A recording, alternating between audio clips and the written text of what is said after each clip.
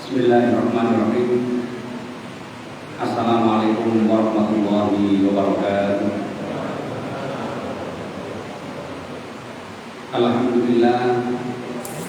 Alhamdulillahilladzi qad aqana nikmatan katsiratan wa hidayatan wasihatan hatta nastami'a fi hadzal makan. Shalatan wa salaman ala nabiyyina Muhammad sallallahu alaihi wasallam alladzi qad hamala an-nas min tariqil jahiliyah ila tariqil islamiyah. Wa qala Allah ta'ala fil Qur'anil aziz, a'udzu billahi minasyaitonir rajim. Bismillahirrahmanirrahim. Lirrijali nasibum mimma tarakal walidani wal aqrabun walin nisa'i nasibum mimma tarakal walidani wal aqrabun. Al-ayat sallallahu alaihi. Kaum muslimin dan muslimat yang dimuliakan oleh Allah Subhanahu wa taala. Tiada ungkapan kata yang terindah di sore hari ini melainkan ungkapan syukur kita kehadirat Allah Subhanahu wa taala atas segala limpahan rahmat dan karunia-Nya, sehingga di pagi sore hari ini kita dapat hadir bersama dalam rangka menunaikan kewajiban kita, yakni sholat maghrib secara berjamaah, sholat isya secara berjamaah, dan di tengah-tengah itu Bapak Ibu sekalian kita ikuti kajian waris atau ilmu waqif di sore hari ini. Mudah-mudahan aktivitas kita, rukuk dan sujud kita, dan seluruh ibadah kita benar-benar mendapatkan maunah dan ridho dari Allah Subhanahu wa taala. Amin. Para bapak, ibu, hadirin dan hadirat yang dimuliakan oleh Allah Subhanahu wa taala. Izinkanlah pada kesempatan sore hari ini kami menyampaikan beberapa hal tentang ilmu faraid.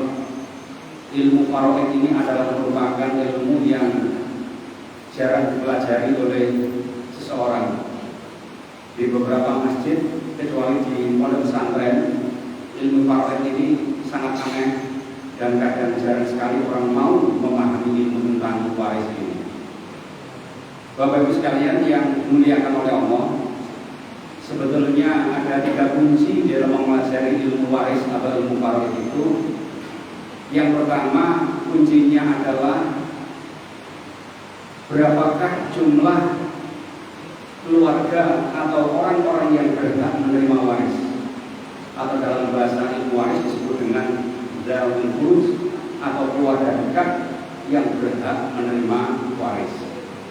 Karena mohon maaf, keluarga itu ada 2, ada keluarga dekat yang berhak menerima waris yang disebut dengan zawul furuz. Yang kedua, ada keluarga dekat yang tidak berhak menerima waris yang disebut dengan zawil arham. Ini yang pertama.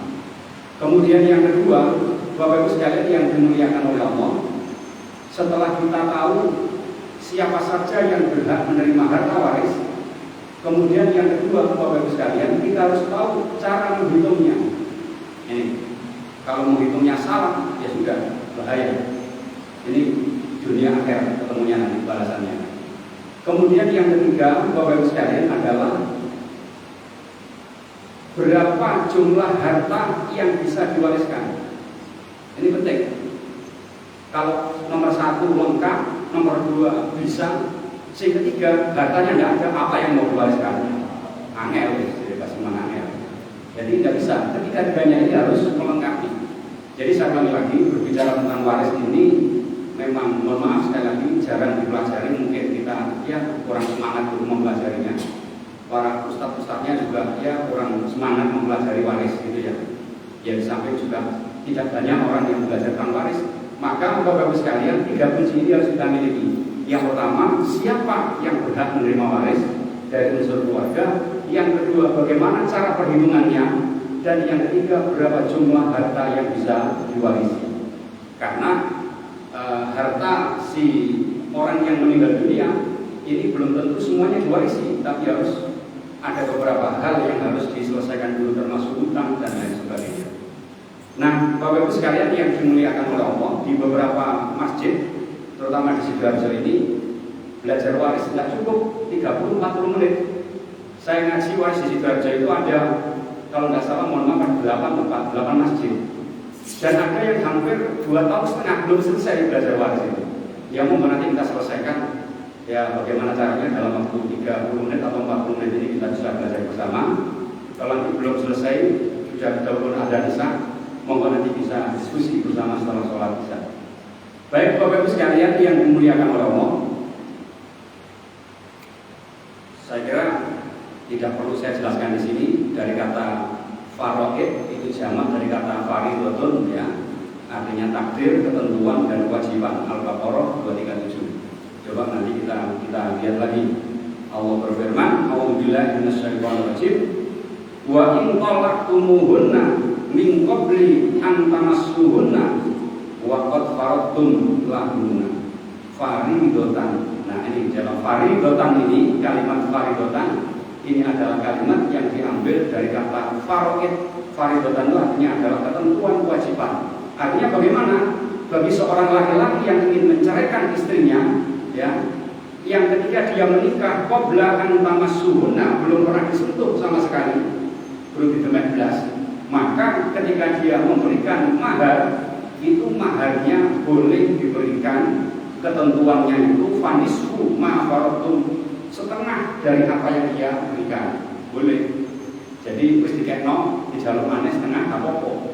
Ini belum dikapakno. Tapi dari semalam Jumat terus gak karuan, ya boleh kucing kerang itu ya gak iso kowe. Kudu digawe dijaluk dikekno kabeh. Ini belum disentuh sama sekali. Ini kata faraid di dalam Al-Qur'an Al-Baqarah 237. Bapak Ibu sekalian yang dimuliakan oleh Allah, faraid itu juga disebut dengan waris. Dalam Kamus Besar Bahasa Indonesia, waris adalah isim fa'il dalam ilmu nahwu itu adalah orang yang berhak menerima harta pusaka dari orang yang telah meninggal dunia, itu namanya waris, ya. Bapak Ibu sekalian, kenapa kita mempelajari ini? Di dalam hadis Rasulullah riwayat Ibnu Majah, an Abi Hurairah, dari Abu Hurairah, berkata Abu Hurairah, bersabda, siapa? Rasulullah Shallallahu Alaihi Wasallam. Ya Abu Hurairah, wahai Abu Hurairah. Abu Hurairah ini adalah sahabat Nabi yang kalau orang menyebut Abu Hurairah adalah cantiknya Nabi. Kemanapun Rasulullah pergi, Abu Hurairah senantiasa mengikuti. Ya, kalau bahasa sekarang itu birokrasi itu ya ajudannya Nabi Muhammad gitu ya. Kemanapun Rasulullah pergi, ajudannya Abu Hurairah. Nah, dari sini Bapak Ibu sekalian, Abu Hurairah banyak meriwayatkan hadis karena beliau senantiasa mendampingi Rasulullah kemanapun Rasulullah pergi. Nah, suatu ketika Rasulullah dawuh kepada Abu Hurairah, hai Abu Hurairah, ya, ta'allamul faraid, belajarlah kamu faraid, ya, seperti sekarang ini. Wa allimuha, dan setelah belajar, setelah paham, wa allimuha, dan ajarkanlah semuanya ilmu faraid itu. Loh, kenapa demikian? Fa innahu nisfu syai'in ilmi, karena semuanya ilmu faraid itu adalah merupakan separuh dari ilmu agama. Dan separuh belajar faraid itu ganjarannya, nek belajar sedina itu 2 kali lipatnya belajar ilmu agama yang lain. Wa alimmuha, ya, ajarkan kepada mereka. Kenapa demikian? Wa huwa yunsa, karena ilmu faraid itu bisa jadi dilupakan oleh manusia. Dilupakan. Makanya judulnya sekarang ini ilmu faraid, ilmu yang terlupakan, ilmu warisnya. Tidak banyak mereka yang belajar faraid, ya. Karena di negeri kita Indonesia ini orang bagi waris itu 3 kemungkinan yang dicapai aduan. Yang pertama, pedomannya adalah sesuai dengan kompilasi hukum Islam, yaitu hukum ajaran agama Islam. Ya, nek lanang oleh loro, wedo oleh siji. Ini kompilasi hukum Islam yang seperti kita pelajari. Yang kedua, di negara kita Indonesia ini berdasarkan hukum perdata. Perdata itu lanang wedok padha. Lanang siji wedok siji. Kemudian yang ketiga, ini di daerah-daerah tertentu yang terpencil biasanya hukum waris menggunakan hukum adat. Terus pokoknya adatnya ini harus ngene. Zaman mbah-mbah biyen ngene yo kaya ngono kuwi, sekali delok agama gak ada delok adat. Nah, kita selaku umat Islam hendaknya Bapak Ibu sekalian, mari kita lihat beberapa ajaran agama Islam terutama yang diajarkan oleh Allah dan baginda Rasulullah terkait dengan ilmu faraid. Kembali pada persoalan, kenapa Rasulullah mengajarkan kepada Abu Hurairah untuk supaya belajar ilmu faraid? Karena Alasannya bahwa insan pertama adalah ilmu faro itu adalah ilmu yang mudah dilupakan. Gak itu senang mau belajar ilmu faro itu. Ya. Kemudian yang kedua, awwalu yunzahu min ummati. Ilmu faro itu adalah ilmu yang gampang hilang. Makanya kalau belajar faro itu melok terus. Ini saya sampaikan di beberapa tempat ketika ngaji Barjo. Ketika ngaji kalau melok faro itu ya jelas. Kalau ngantuk, mana ngantuk saya ngantuk menengah sebenarnya lari sudah. Ya. Jadi ilmu tenang ya. Ini bisa jadi dicabut ilmunya oleh Allah karena gampang dilaleno sampai menungso. Ini Bapak Ibu sekalian yang dimuliakan oleh Allah. Nah, apa urgensinya? Yang penting di dalam An-Nisa 176 Allah ajarkan kepada kita belajar ilmu faraid itu pada penghujung ayat ini. Yubayyinullahu lakum an tadillu. Allah perintahkan kepada kita, Rasulullah perintahkan kepada Abu Hurairah untuk belajar ilmu faraid ya. Agar apa? Agar yubayyinullahu lakum, Allah menjelaskan ilmu-ilmu kepada kamu semuanya, kata Allah di sini ya. Kenapa demikian? Antadillu, supaya kita semuanya tidak sesat. Mohon maaf Bapak Ibu sekalian yang dimuliakan oleh Allah, tidak hanya di Surabaya, mungkin mohon maaf di Sidoarjo itu banyak. Wong wedok itu bagian podo atau olahraga sok, mereka podo gak sok. Nah ini tidak sesuai dengan ajaran agama. Wes pokoknya zaman biyen mbah-mbah biyen lanang itu yo podo. Nek cacat oleh siji, aku oleh siji, podo. Nah, apalagi mohon maaf kalau ada sini enggak. Mungkin kalau Sidoarjo ini. Di sini wedok kadang jalur menang gak sok. Bapak zaman biyen loro, ibu zaman biyen loro, sama gak melok ngeramut, aku sing rambut. Aku lek loro, sama lanang cak oleh siji lho, sampai seperti itu. Kalau bilang tidak ya. Jadi jenenge wong apa ya istilahnya? Kedonya mungkin bahasa Surabaya ini kedonya. Ini sering terjadi. Oleh karena itu Bapak Ibu sekalian, mari Al-Qur'an sebagai pedoman, Al-Hadis juga sebagai pedoman, dan ijma ulama sebagai pedoman. Karena di dalam hukum waris yang ada di ajaran agama Islam itu ada 3 landasannya. Yang pertama adalah Al-Qur'an, yang kedua adalah Al-Hadis, kemudian yang ketiga adalah ijma ulama, kesepakatan ulama pada zaman dahulu itu. Nah, Bapak Ibu sekalian yang dimuliakan oleh, nanti kita akan pelajari mana yang hadis, mana yang Quran, dan mana itu adalah ijma ulama. Nah, ini yang kedua Bapak Ibu sekalian, sebab-sebab mendapatkan warisan. Nah, sebab-sebab ya. Ini gambar ibu ya, ini seneng kan, kalau seneng kan, kamu mungkin gak seneng ya. Masih suka kaya apa sih seneng duit ya. Nah, pemane gak suka tambah seneng. Bapak Ibu sekalian yang dimuliakan oleh Allah, yang pertama adalah sebab-sebab orang mendapatkan warisan. Pertama, karena dia adalah keturunannya atau nasabnya. Nah, nasab keturunannya. Bapaknya mati, anaknya mendapatkan waris. Atau sebaliknya, anaknya mati, bapaknya mendapatkan waris. Cucunya mati, kakeknya mendapatkan waris. Loh kok bisa? Bisa. Cucunya kena corona misalnya. Nah, bapak ini baik, ini sehat, wes, ya, olahraga, teratur. Ya, cucunya mati duluan. Nah, ketika cucunya mati, dia punya harta banyak, kakeknya ini bisa jadi mendapatkan waris dan seterusnya. Nah, di dalam Al-Quran surat Al-Ahzab ayat 6 Allah berfirman, A'udzubillahi minasyaitonirrajim, wa ulul arham, dan keluarga dekat itu ba'dzuhum aula bi ba'din, sebagian di antara mereka lebih berhak dari sebagian yang lain fi kitabillah, sesuai dengan ketentuan Allah, minal mu'minin wal muhajirin, dibanding dengan orang-orang yang beriman dan orang-orang yang hijrah di jalan Allah. Jadi keluarga dekat Bapak Ibu sekalian itulah yang lebih berhak. Masih keluarga dekat tapi muslim, sebenarnya muslim ya. Ini berhak, masih sembahyang yang kadang, dibanding orang yang berimannya kuat atau orang yang hijrah di jalan Allah zaman dulu. Ini lebih berhak adalah ulul arham, artinya keluarga dekat yang berhak menerima waris dibanding orang yang beriman kepada Allah, orang lain dibanding dengan orang yang hijrah di jalan Allah Subhanahu wa ta'ala. Ini yang pertama, karena keturunannya, karena nasab. Sekali lagi, bapak meninggal dunia, anaknya berhak menerima waris. Kakek meninggal dunia, cucunya juga berhak menerima waris, atau sebaliknya, anak meninggal dunia, bapaknya berhak menerima waris. Inilah yang disebut dengan nasab atau keturunan. Namun perlu kita ingat Bapak Ibu sekalian, yang sering kita jadikan problem itu adalah ketika orang tua meninggal dunia, bapak atau ibu meninggal dunia, ahli warisnya ini banyak. Bisa jadi anaknya, bisa jadi saudaranya, bisa jadi ibunya yang mati, ya begitu ya. Karena mohon maaf, ada pemahaman bahwa sing jenenge donya iki golekno anak. Ketika orang tua mati, iki kanggo anak tok. Padahal dia mati itu punya ibu, punya bapak dan ibunya orang yang mati ini juga berhak mendapatkan waris, gitu.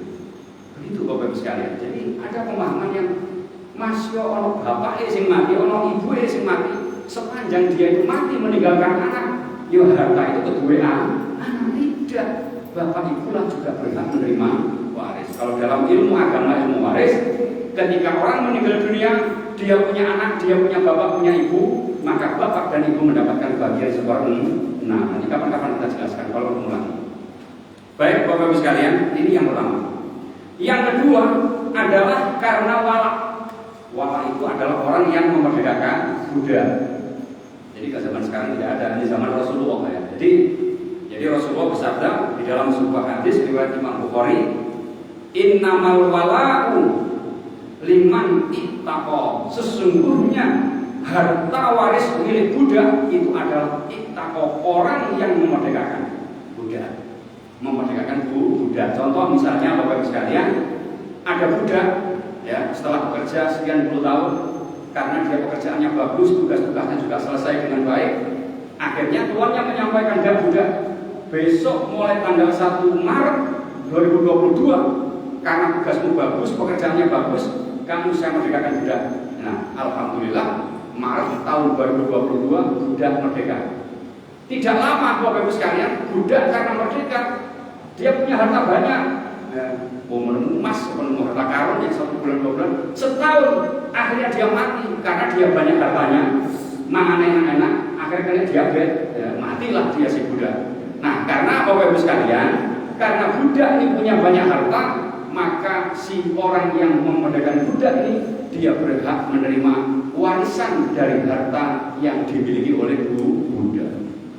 Ini di dalam hadis Rasulullah SAW, innamal wala liman ittaqa. Sesungguhnya wala atau orang yang memberikan budak itu adalah orang yang berhak menerima waris dari budak sepanjang budak punya harta dan budak tidak punya keturunan.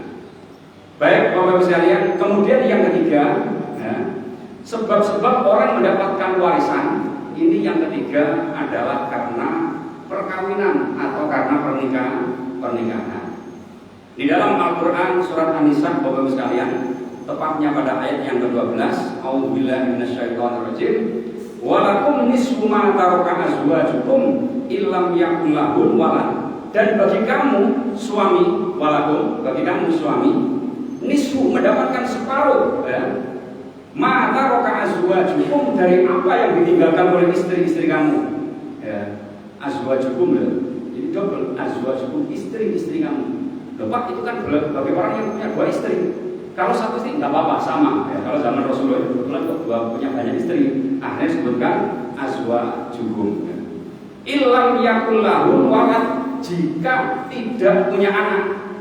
Makanya kalau ada orang berumah tangga, kemudian dia punya suami, kemudian dia punya anak, maka hukum di sini suami mendapatkan hak waris dari ahli warisnya, ya, ketika ditinggal mati oleh istri. Begitu pula sebaliknya Bapak Ibu sekalian, istri berhak mendapatkan waris manakala ditinggal mati oleh suaminya. Nah, mohon maaf Bapak Ibu sekalian, mohon maaf.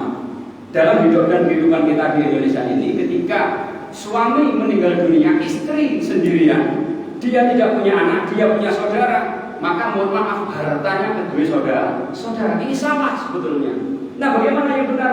Yo, istri juga berhak mendapatkan harta. Ketika istri jadi rondo, Jawa Darjo Surabaya, ditinggal mati suaminya, dia suami punya saudara, maka si istri juga berhak mendapatkan hartanya. Berapa?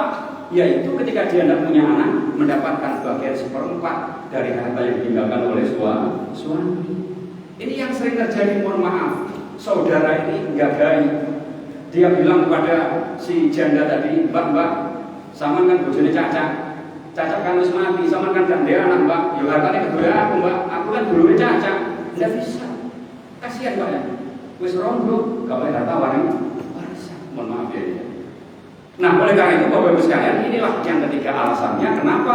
Karena dia mendapatkan hak waris karena dia dari unsur pernikahan atau hasil perkawinan. Istri mati, suami berhak menerima harta waris, atau sebaliknya suami mati, istri berhak menerima waris.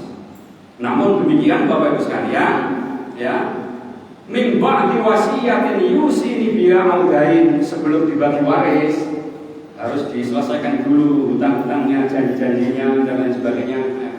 Tadi malam ada datang ke rumah, ngobrol sama Pak lama sampai maghrib, mulai sore sampai maghrib.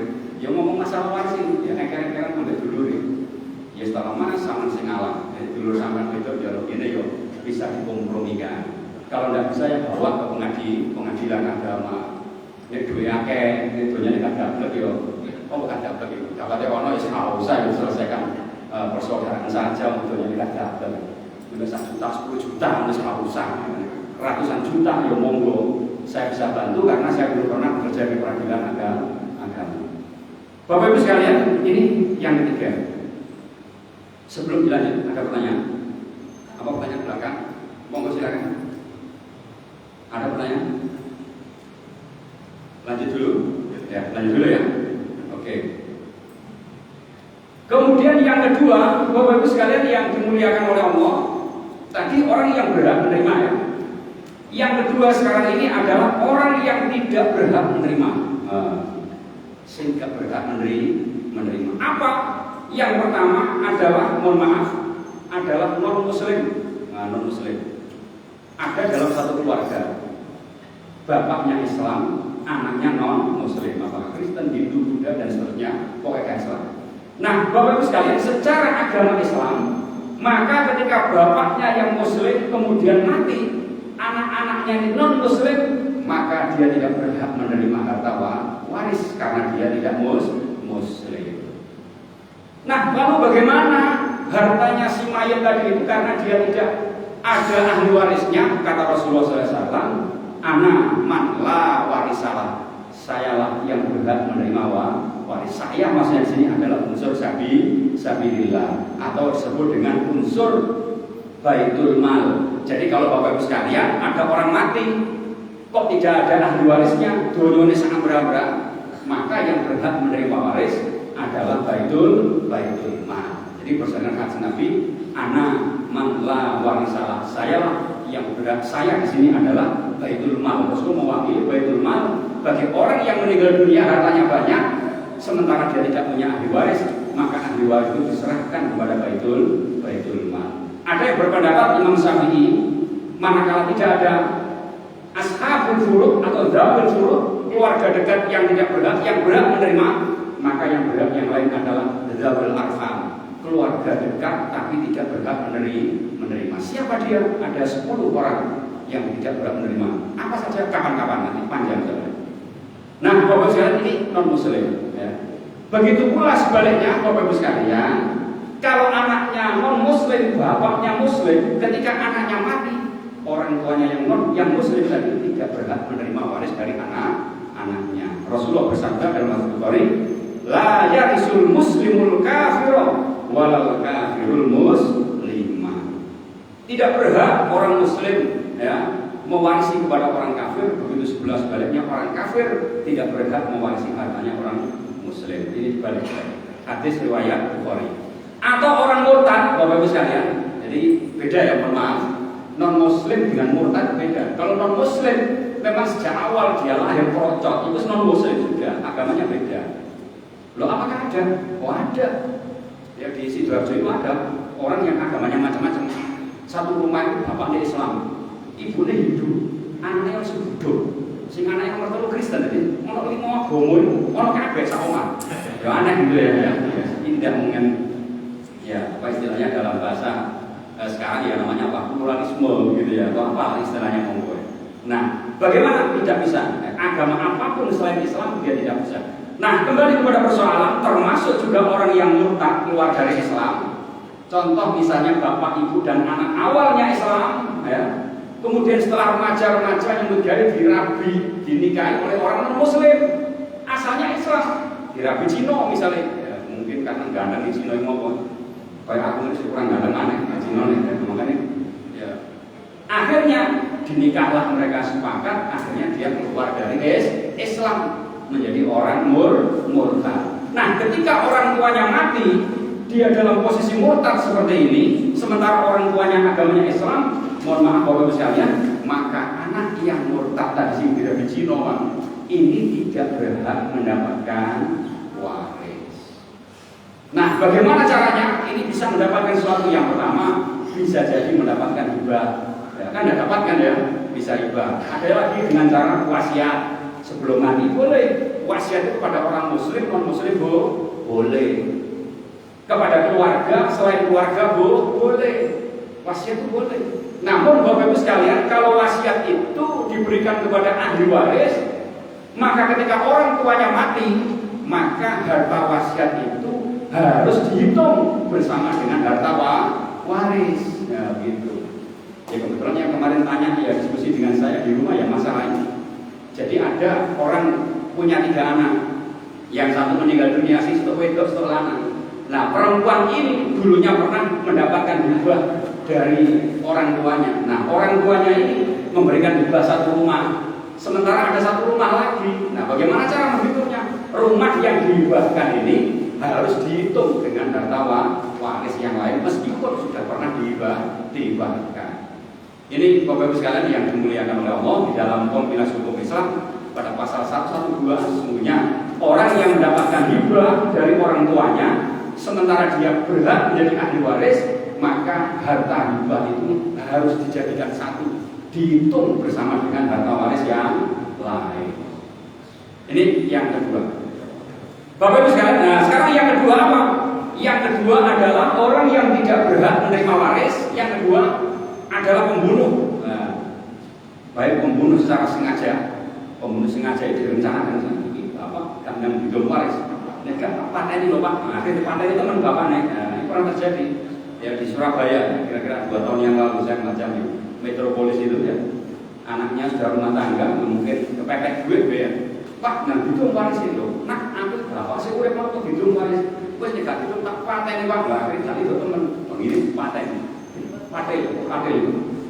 Dipalu itu, akhirnya blosor mati bapaknya. Nah, orang yang seperti ini membunuh dengan sengaja juga tidak berhak menerima waris. Atau mohon maaf Bapak Ibu sekalian, dengan cara pembunuhan tidak sengaja. Ada membunuh secara sengaja, ada membunuh tidak sengaja.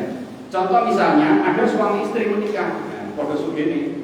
Setelah menikah karena keguyon ya ini kan bapak. Saking kekelih guyon akhirnya dijeromono didik nabrak gede sirai blek akhirnya pendarahan matilah si istri. Sing jeromono sapa bojone karpe guyon ya Bu ya. Ini pembunuhan secara tidak sengaja karena guyon. Nah, ternyata mati istrinya. Orang seperti ini, suami yang membunuh istri, ini suami tidak berhak menerima waris. Atau juga misalnya ada anak yang kaya raya, ditempelin bapaknya ini pengen beri pelajaran dengan anaknya karena gablek ya. Begitu ditempelin ternyata mati dia, maka bapak tidak berhak menerima waris. Atau yang ketiga, pembunuhan secara tersalah. Pembunuhan tersalah ini Bapak Ibu sekalian, contoh misalnya kalau kita mau apa istilahnya menembak burung gitu ya, nembak burung. Ini burungnya nanya nih, begitu dor burung ini ternyata bapaknya pas ngarit nggak salah, karena dia mati gitu ya. Nah dari sini Bapak ini pembunuhan secara tersalah. Sama saja orang yang seperti itu tidak berhak mendapatkan waris. Kembali kepada persoalan yang kedua, pembunuh tidak berhak mendapatkan waris. Yang ketiga, Bapak Ibu sekalian yang dimuliakan oleh Allah, orang yang tidak berhak mendapatkan waris adalah yang ketiga, orang yang habis masa idahnya. Nah, habis masa idahnya. Masa idah itu ada 4, Bapak Ibu sekalian, kalau dalam kajian bikin ya. Misalnya orang yang tinggal mati, iddahnya bagaimana? 4 bulan 10 hari ya. Orang yang dicerai dalam posisi haid, maka harus menunggu 3 kali suci ya. Orang yang dicerai dalam posisi tidak haid harus menunggu 3 bulan kan gitu ya.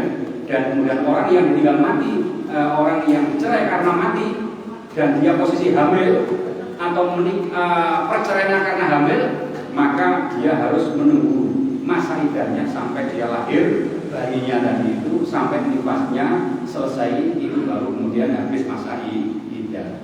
Nah, dengan persoalan ini Bapak Ibu sekalian, orang yang dicerai suaminya atau perempuan yang dicerai suaminya, sepanjang itu masih masa iddah, masa menunggu, maka si perempuan ini masih berhak menerima harta waris si suami.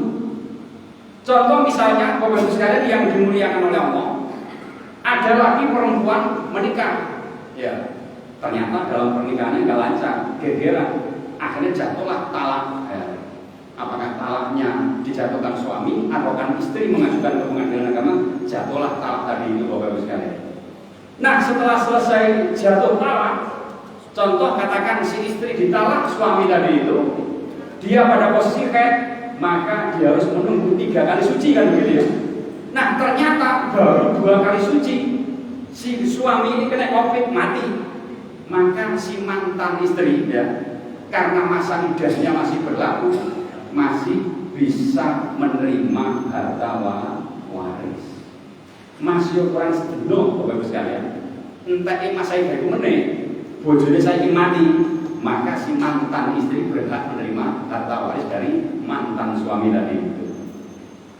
Namun sebaliknya dalam persoalan ini, poin yang ketiga ini, dia tidak berhak mendapatkan waris manakala si istri atau perempuan tadi itu habis masa iddahnya. Ketika dia dicerai dalam posisi suci, maka dia masa iddahnya nunggu 3 bulan. Nah, 3 bulan. Ternyata 3 bulan sedino, 3 bulan dia sedino, bojone mati ketabrak sepur misalnya. Maka di sini istri tidak berhak menerima waris karena sudah lepas masa iddahnya. Meskipun demikian, masih pegatan, saya iso menerima harta waris dengan catatan masa iddahnya masih berlaku. Begitu pula sebaliknya, Bapak Ibu sekalian, si istri yang masa iddahnya sudah habis, maka berlaku inilah tidak berhak menerima waris. Allah berfirman surat At-Tolaq ayat 1, wahsul iddah, dan hitunglah iddah. Nah, iddahnya Bapak Ibu harus menghitung iddahnya mulai dari perceraian dok sampai masa iddahnya itu berapa ya, sesuai dengan 4 ketentuan tadi itu ya, harus dihitung ya.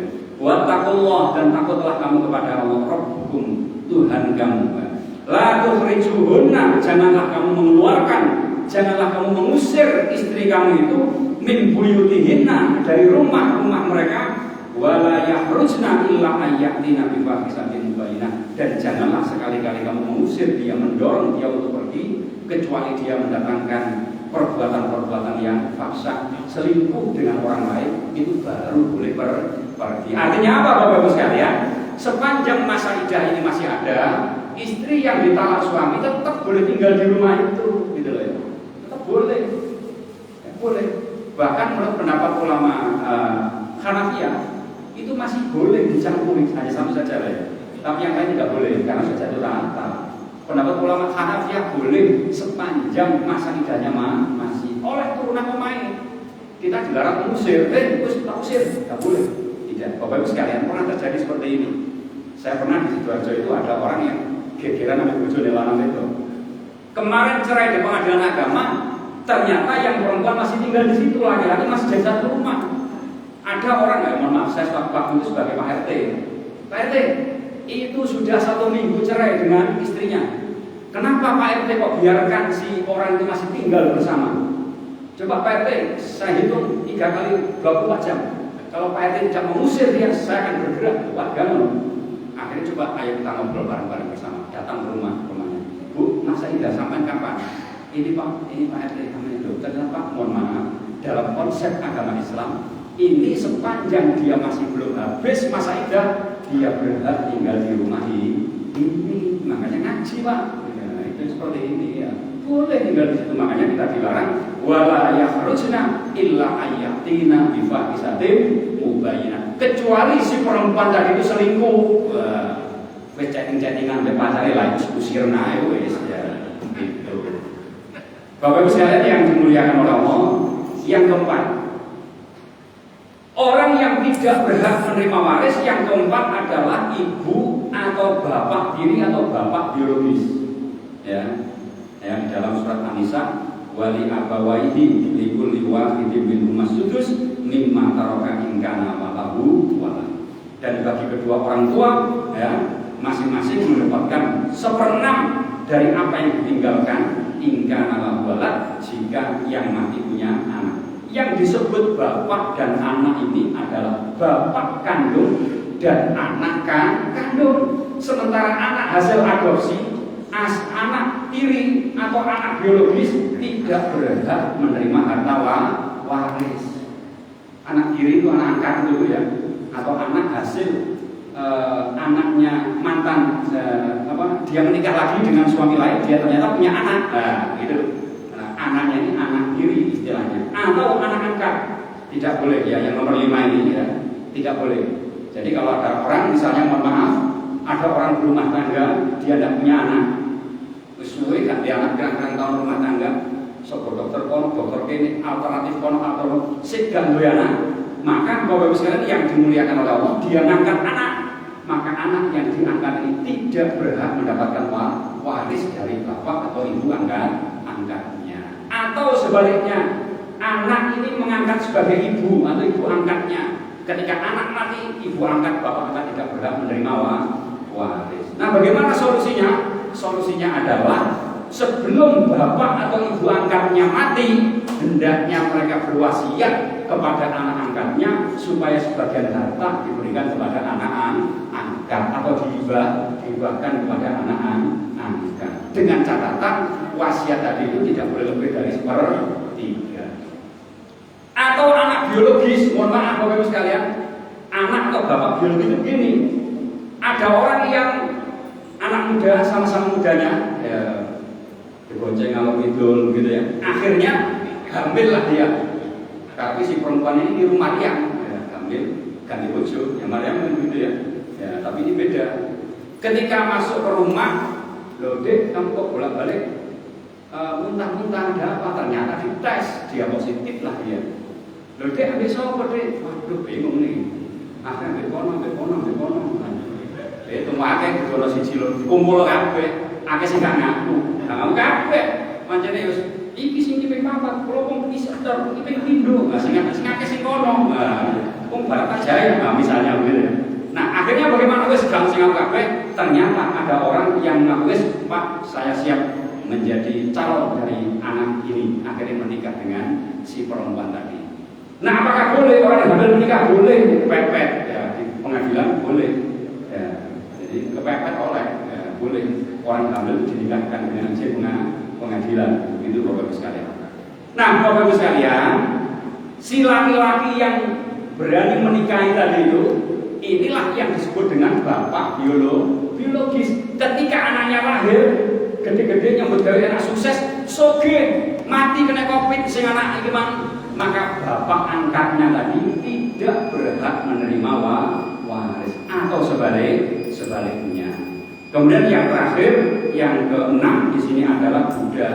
Budak tidak berhak mendapatkan harta waris dari tuannya. Namun sebaliknya, Bapak Ibu sekalian, orang yang memerdekakan budak tadi itu berhak atas harta warisnya budak, manakala budak tidak punya ahli waris. Berapa bagiannya? Asobah. Jadi orang yang memberikan budak itu bagiannya asobah, sisa dari hartanya gak boleh di PKB ambek muktik tadi itu, atau orang yang berhak memerdekakan budak. Nah dari sini sebaliknya budak tidak bisa menerima harta waris. Bapak-Bapak sekalian yang dimuliakan oleh Allah, ada pertanyaan? Monggo. Atau dilanjut? Ini sampai jam berapa? 7:30. Bisa menyesuaikan nanti ya. Bapak-Bapak sekalian yang dimuliakan oleh Allah. Kemudian yang ketiga, pertama tadi yang berhak menerima waris, yang kedua yang dilarang menerima waris, dan gitu ya. Yang ketiga, Bapak Ibu sekalian, adalah kewajiban sebelum harta waris dibagi. Nanti diberitahu ya kalau sudah selesai mengizinnya. Jadi kewajiban sebelum bagi waris, Bapak Ibu sekalian. Kadang-kadang keluarga itu gak serantan, apa jadi gak serantan. Yo, gak sabaran gitu ya. Kalau ada orang tua meninggal dunia, seminggu menulis gopuk aset warisnya hidup. Nah, ini jangan. Nah, bagaimana? Dicari dulu. Carinya bagaimana? Informasikan kepada sang saudaranya. Ya. Bapak kan punya handphone, ya, gitu kan? Dilihat di situ, sampaikan kepada nama-nama yang ada di dalam nomor handphonenya bapak yang meninggal tadi itu. Assalamualaikum, innalillahi wa inna ilaihi raji'un, telah meninggal dunia. Almarhum bapak saya namanya ini. Ya, mohon didoakan semoga segala amal kebaikannya diterima, segala dosanya diampuni. Dan bagi panjenengan atau bapak ibu yang pernah melakukan hutang piutang dengan bapak saya, monggo saya tunggu sampai tanggal sekian menghubungi nomor saya ini. Nah, ini jangan dia kok ini kok bapaknya pernah wasiat, bapaknya pernah melakukan hibah tapi belum ditunaikan, bapaknya punya janji dan hutang belum dilunasi, ya. Maka harus dibayar dulu harta hutangnya itu dengan hartanya bapak. Ini Bapak Ibu sekalian yang dimuliakan oleh Allah. Yang pertama adalah pengurusan biaya jenazah, obat, rumah sakit, pemakaman dan lain sebagainya. Ini diambilkan dari mana? Monggo, ini diambilkan dari keluarganya boleh. Ya, kadang-kadang anak-anaknya sudah medit ya. Terus kayak bapaknya gak apa-apa. Terus tertawa nih saya, iya monggo. Nek gak belum ya sungguh cukup hartane bapak atau harta waris. Jadi panjenengan gak belum disaur ya alhamdulillah bagian dari birrul walidain, kebaikan anak kepada orang tua. Jadi mengurus biaya jenazahnya, obatnya berapa kita alami dulu sama anaknya. Nanti ketika selesai harta warisnya bisa diklaimkan biaya obat tadi yang dipinjamkan oleh anak atau saudara. Bapak Ibu sekalian yang dimuliakan oleh Allah, ini hadisnya dan ini ayatnya ya. Enggak usah saya bacakan. Yang kedua, hutang, janji, nadar, wasiat dan lain sebagainya. Min ba'di wasiyatin yusa biha audain ya. Menggabah ojo kesusu tapi setelah dilaksanakan wasiatnya. Bapak Ibu sekalian, orang berwasiat itu boleh kepada siapa saja. Namun wasiat tidak boleh kepada ahli waris. Nah, sekali lagi, wasiat tidak berhak diberikan kepada ahli waris. Jadi berdasarkan beberapa hadis yang diriwayatkan oleh Imam Bukhari dan Muslim, bahwa sungguhnya keluarga yang berhak menerima waris atau yang disebut dengan dzawil furud ini tidak berhak menerima wasiat. Ini kalau wasiat yang berupa harta ya, tapi wasiat yang selain harta tidak ada masalah. Sepanjang wasiatnya bagus harus dilaksanakan, wajib dilaksanakan. Namun kalau wasiatnya tidak bagus ya jangan dilaksanakan.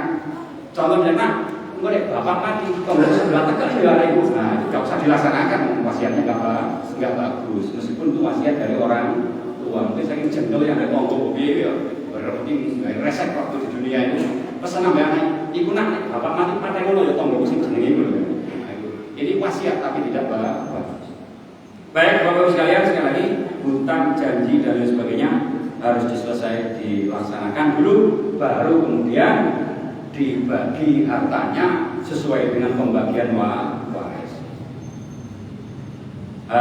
Bapak Ibu sekalian yang dimuliakan oleh Allah, Rasulullah SAW tidak pernah mau mensolati orang atau jenazah yang mati karena berbuat zina, jenazah yang mati karena punya hutang, dan jenazah yang mati karena bunuh diri. Ini hadisnya ya. Jadi nggak mau Rasulullah mensolati. Tapi meskipun Rasulullah itu tidak mensolati, Rasulullah memerintahkan kepada orang Islam, silahkan Anda solati meskipun dia punya hutang. Jadi mohon maaf, karena ada salah persepsi. Ada orang tangga dekat yang tetangganya itu mati, lo cak sama gak mati apa? Wes gak kamu malas apa? Dia hutang aku sampai juta ganyol sampai mati, makanya gak nyolati. Ini keliru. Yang tidak mau mensolati itu khusus Rasulullah. Adapun kita semua para sahabat menyolati dia meskipun dia banyak hutangnya. Dan termasuk dia juga orang berbuat zina tapi dia muslim, tetap disolati.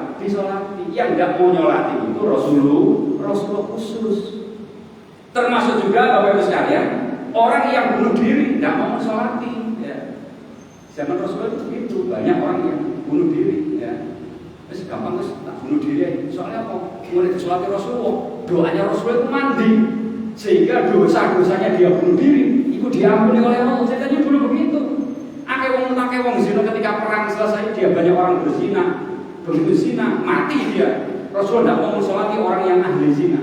Mereka berzina kenapa? Mereka menurut riwayat mereka itu kakak-kakak seniornya yang mati dulu disembayangi Rasul dan didoakan Rasulullah sedang tak zina kalau mana yang mati disolati Rasulullah. Doanya Rasulullah itu dikabulkan oleh Allah sehingga dengan berbuat zina sainai dewi itu akan diampuni dosanya oleh Allah melalui doanya Rasul. Nah Rasulullah ngerti seperti ini akhirnya ogah dibayangin sing kakean utang ya Bu. Makanya kalau bisa utang ya monggo tapi ojo akeh dan segera disahuri. Fa in tuksirtu fanadiratun aw maisaratin. Termasuk juga Bapak Ibu sekalian, kalau panjenengan diutangi tonggo ya kok semoyo tok wae nyaur gak nyaur ya fanadiratun kasih tanggo dia.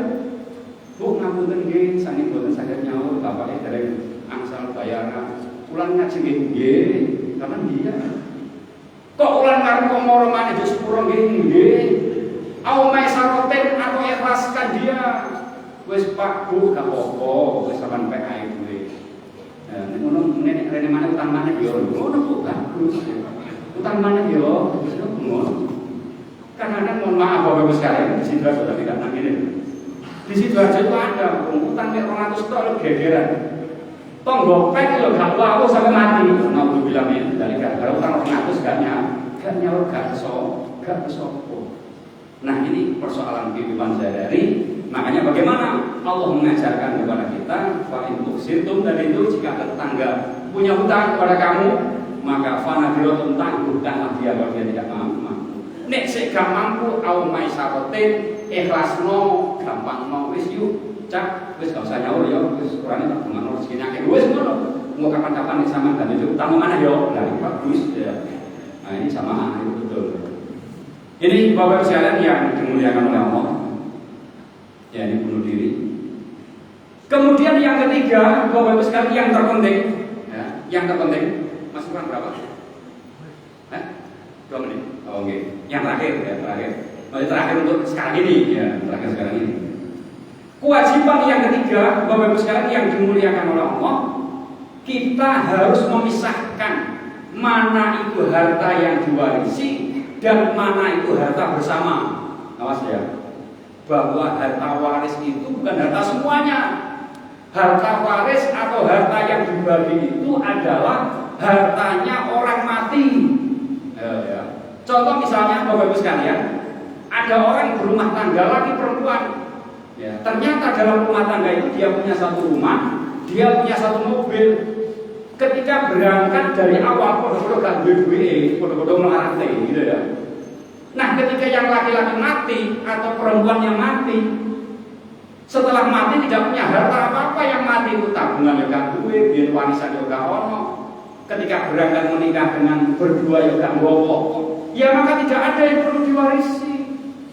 Ketika suami mati ada satu rumah satu mobil, ya biar dipakai oleh istri, sing rondongan dan anak-anaknya, tidak ada diwarisi.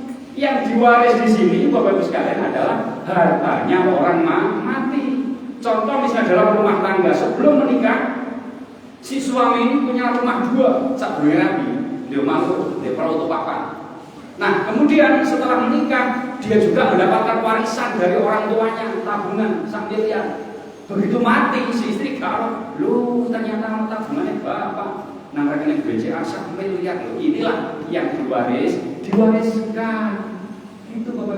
Termasuk juga apa tadi rumah sing tautungan, itulah yang dihitung diwariskan. Sementara harta yang dimiliki secara bersama atau dalam bahasa yang lain itu gini, ini tidak perlu diwariskan karena masih apa? Ada istri dan anak-anaknya.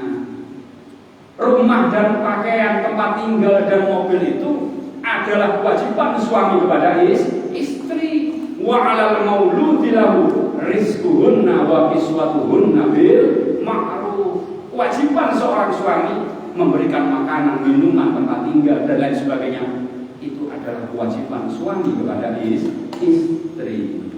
Jadi itu Bapak Ibu sekalian. Jadi yang diwaris bukan rumah dan mobilnya itu, yang di tempat tinggal itu bukan, tapi harta milik almarhum tadi, itulah yang dibagi. Kenapa orang tua ketika anaknya mati kok dapat? Karena bisa jadi harta yang dimiliki oleh anaknya orang tua yang mati ini bisa jadi merupakan harta peninggalan waris dari orang tuanya. Ini Bapak Ibu sekalian yang sering disadari, kadang-kadang itu orang membagi waris seluruh hartanya. Ya, katakanlah ada orang yang punya anak 2, dia punya rumah 1, ya, dia punya mobil 1, ya rumah dan mobilnya itu dibagi. Ya satu anak loro, ibu mendapatkan berapa? Kalau suami mati, dia punya anak, bagian ibu 1/8. Lho wis rondo, mek dikek 1/8. Ya kurang Pak, nggih. Omahe didol, mobil didol, menang dikontrak sakno gitu loh. Jadi sekali lagi yang dibagi adalah harta milik suami yang mati. Nah, ini di dalam surat An-Nisa Allah berfirman, ya, lirrijali nasibum mimma tarakal walidani wal aqrabun. Aqrabun yang bagaimana? Al-mutawaffun di tafsir Jalalain. Ya, lirrijali bagi laki-laki, ya. Al-aulad al-aqraba yaitu keluarga dekat dari unsur laki-laki. Nasibun mendapatkan bagian, hadun mendapatkan bagian, mimma tarakal walidani dari apa yang ditinggalkan oleh kedua orang tuanya, wal aqrabun dan sanak kerabatnya. Siapa sanak kerabat? Yaitu sanak kerabat yang al-mutawaffun, harta sanak kerabat yang mati. Ini ada 2 makna Bapak sekalian. Yang pertama, bagi waris itu gak oleh nek gak wong tuane mati dhisik. Yang kedua, harta yang dibagi adalah hartanya al-mutawaffun, baris ketiga itu hartanya orang yang mati, bukan harta bersama. Kecuali setelah suaminya mati, kemudian lama kemudian istrinya mati seminggu. Makanya Bapak Ibu sekalian, ya sing jenenge malaikat roket atit mengikuti kita. Makanya kadang-kadang kalau suami mati, panjenengan harus tegar. Karena nek tegar itu mati pisan. Amin Pak, gak iso Pak urip nek sampean Pak. Aku semelok mati pisan Pak. Makanya seminggu bojone mati. Wong itu ini akhirnya mati pisan seminggu. Ya. Gara-gara apa? Dia gak bisa hidup tanpa suami. Suaminya di rumah sampai malaikat Israel kita nonton. Mau pendai itu namanya bojane tak patah di pendai dari malaikat Israel. Makanya Bu, mohon maaf atau Bapak, ketika istrinya mati, ya saya harus sabar dan tabah. Alhamdulillah, tonggo itu nggak mau Pak, sabar Pak. Atau Pak, tunggu sama saya mau Pak. Beliau aja Bu, ayo ke kantor Pak. Itu Bu, yang mana Bu? Ya, suaminya mati, misalnya bapak-bapak harus menghibur. Bu, aku tak boleh Bu, melawan Pak singgahan saya apa Bu? Begitu.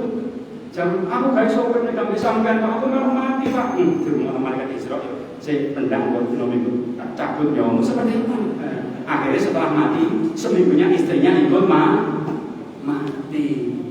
Karena apa? Ucapan ini didengarkan oleh Allah dan para malaikat. Saya kira itu Bapak sekalian. Sekali lagi belajar ilmu faraid harus santai, tenang, gitu, dan banyak diskusi yang kita bicarakan. Sekali lagi bahwa belajar faraid tidak cukup hanya sekali pertemuan. Sekali lagi saya katakan bahwa kita ulang 2 tahun belajar faraid karena misalnya saya ini. Ya mungkin 3 tahun baru selesai. Karena pengajiannya soal pisang, soal pisang gitu. Saya kira itu Bapak Ibu sekalian yang dimuliakan oleh Allah. Mudah-mudahan Allah memberikan manfaat dalam pertemuan ini. Mudah-mudahan diberikan barokah oleh Allah Subhanahu Wa Taala, diberikan kesehatan kita, panjang umur, dan senantiasa kita mendapatkan rahmat oleh Allah dan senantiasa husnul khotimah. Amin. Allahumma amin. Mari kita tutup pertemuan kali ini dengan doa kafaratul majelis. Subhanakallahumma wa bihamdika asyhadu an la ilaha illa anta astaghfiruka wa atubu ilaik.